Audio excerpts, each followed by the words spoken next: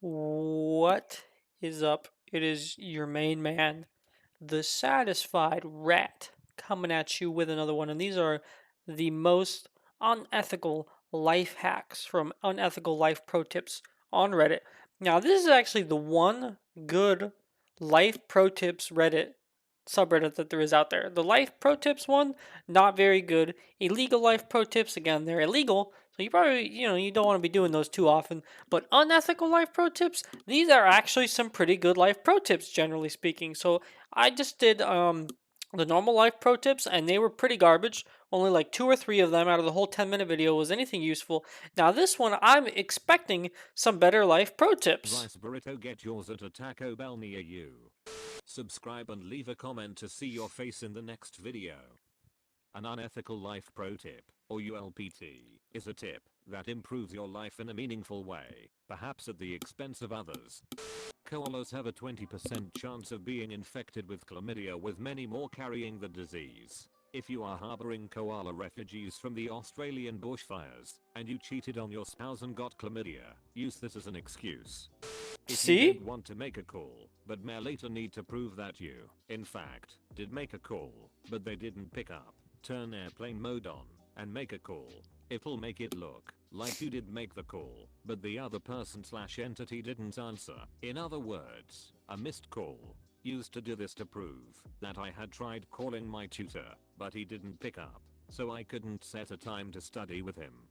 If you are a small business owner with a significant competitor, hire homeless people to bother their customers. Homeless people are an eyesore and can be dangerous and unsanitary. No customer to a new bar or restaurant wants to be near them or be bothered for money 10 times a night. If you pay a few to sleep/live/beg near a business, odds are fewer people will start going to that See? business and your store wins. If I was This a happened business in owner, Sioux that'd be good. Falls, South Dakota a few years ago. Not a competitor, but a rich guy that had beef with a coffee store owner bust time homeless people to go fill the shop and just buy a cup of cheap I'm thinking coffee of and take all opening a the business someday, tables. so this is The stuff rich that's guy's getting Chuck chucked in Brennan, the back who made pocket. his fortune off of payday loans with like 500% interest, and I believe the coffee store owner was the one who proposed capping that at 36% in our city or state. Legislation passed and Chuck has been stomping his feet ever since. If you own a household item that you cannot afford to get repaired, keep it in your car. If you are ever in an accident that isn't your fault, you can claim it broke during the collision and get the repair paid for in the insurance claim. Leave negative reviews for your gym to deter people from joining and overcrowding the place. Okay. Save business cards of the people you don't like. If you ever hit a parked car accidentally, just write sorry on the Okay. back and Okay. leave it on the windshield. When sharing a cake via the iCut, you choose method slice so one portion appears larger on top, but then cut off at an angle to gain the largest slice. Years of sibling rivalry taught me this. Once she caught on, I would stop doing it, and she would choose the smaller slice. It's become a 21-year game of cat and mouse. If your work has a tip jar, put a bunch of your own cash in it at the beginning of your shift. This pressures people to tip you and you'll make a considerable amount more. If you want better service at a restaurant, bring a notebook and semi-surreptitiously take notes on your experience. The staff will think that you're a restaurant critic and It's like the prioritize your South Park service. episode. If they're dumb, critics don't take notes at the table for this reason. It affects service. Some record their whole experience on their phone while talking about it to a companion. They will probably think you are a crazy person who likes putting negative reviews on Yelp and trade Yeah, their name exactly. badge for one in the drawer from someone who doesn't work there anymore. Can't remember how much you quoted a customer for a job. Invoice them 5x what you think it was. They will either pay or call you up with the proper amount and you can claim a billing mistake. Need to throw away bulky items or some shady things? Find the nearest apartment complex near you I've been and doing this use for like their the last couple dumpsters. There's months because I likely got a no bunch of cameras boxes. unlike a store's dumpster, and people will just assume you're a resident dumping their trash. Also steal someone's thrown away mail and put it in your trash bag and you're home free. If an Android phone user lets you borrow their phone for some reason, you can find out where they live by asking Google take me home. Google apps know where we live, unless the user specifically says not to. I was using my dad's phone on our way home from seeing family when I cut in on his voice command because he was taking too long. Not sure if Google recognized that I was his son and formerly lived there, so I'll have to actually test this with a friend of mine.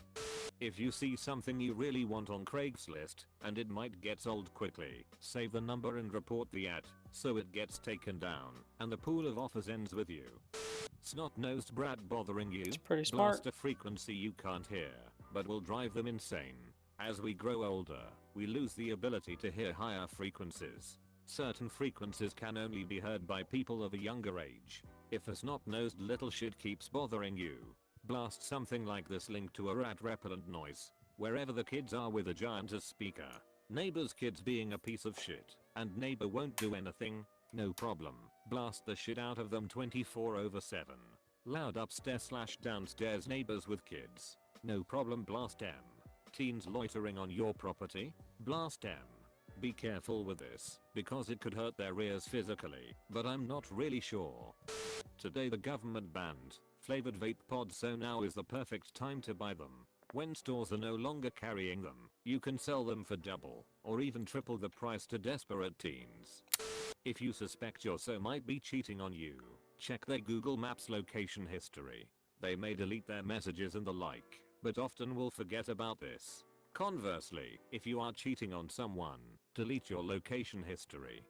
When posting things for sale on Facebook Marketplace or similar, make an intentional error. People will react and comment to point out the mistake, which gets your post shown to more people. I've done this Want free tickets to not for things to do around your selling town? stuff, but for Tell them you are seeking donations traction. for an organization, then pocket the tickets. I'm legitimately running a silent auction for my school, but I was so surprised how easily I was able to get tickets from the zoo and museum by just filling out their donation request online. They didn't seem to have any interest in following up either.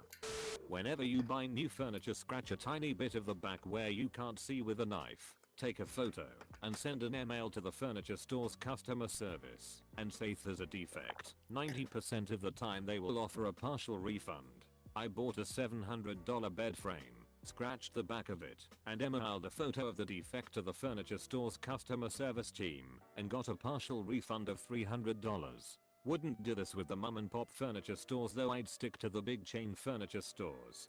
Request: how do I get someone to move out without it being obvious? I have a roommate who is related to my family and it's critical that I keep the peace.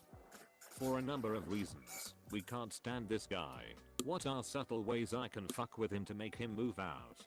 I want him to think it's his own idea and don't want to make myself look bad. Try helping him with every stupid thing. Keep asking if he is fine. Say he looks worried. Try to make him talk about it. Give unwanted advice on everything he says or does. Make suggestions he should do this or that. Just try to be all over him. Mentally choke him with good intentions.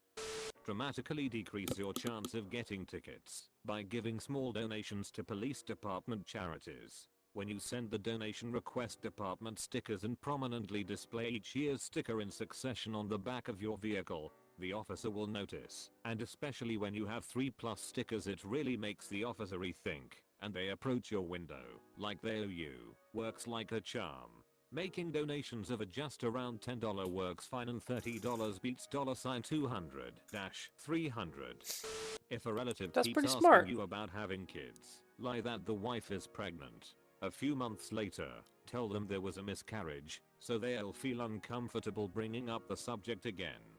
If you have a significant unexplained employment gap that is hurting your resume, claim that you were providing full-time end-of-life care for a grandparent or other older relative.